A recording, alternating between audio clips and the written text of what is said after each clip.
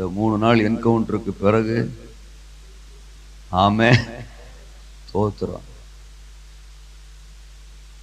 நம்ம லைஃப்ல அது ரொம்ப முக்கியம். தோத்துறோம். சில சமயம் ரொம்ப பிஸி ஆயிடும். ஏசுநாதரை விட பிஸி ஆயிடும். அவரே ஆச்சரியமா பார்க்காரு, அநியாயத்துக்கு பிஸியா இருக்காங்களே தோத்துறோம் அப்படின்னு. நம்ம சொல்றதை விட சொல்லாதான் அதிகமா செய்யறாங்க அப்படின்னு யோசிக்கிறாரு. சொல்லாதான் அதிகமாக செய்யறாங்க. ஆமா, சில சமயம் நம்ம ஊழியங்களை பார்த்துட்டு அவரே ஆச்சரியப்பட்டு எப்படிரா தோத்துறோம், எப்படிரா எனக்கே இந்த மாதிரி ஒரு ஐடியாவே இல்லையடா, நான் சொல்லவே இல்லை, நான் பிளான் பண்ணவே இல்லை, என்னென்னமோ பண்றீங்களே இல்லை யோசிக்கிறாரு. ஆமா, நான் அடிக்கடி சொல்லுவேன், 1000 ஊழியம் செஞ்சாலும் அப்பா சித்தத்தின்படி செஞ்சாதான் பரலோகம். அது எனக்கு பெரிய பிறர் நிலம் உண்டு, எல்லாருக்கும் இருக்கிறது தான். ஒட்டுமொத்த இந்தியாவும் ரட்சிக்கப்படணும், ஒட்டுமொத்த உலகமும் ரட்சிக்கப்படணும். அந்த பிறர் நிலம் எல்லாருக்கும் உண்டு, எனக்கும் உண்டு. மோசமாவே இருக்கு. ஆனா அதை விட மோசமான ஒரு சுயநலம் எனக்கு இருக்கு. நாம் பரலோகம் போகணும்.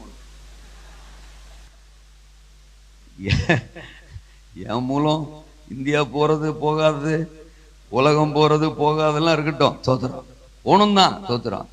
போகணும், ஜெபிக்கிறோம், அழுகிறோம், பாரப்படுறோம், அதுக்கு தானே ஓடிட்டே கிடக்கும். ஆனா இதுக்கு நடுவுல ஒரு மோசமான சுயநலம்.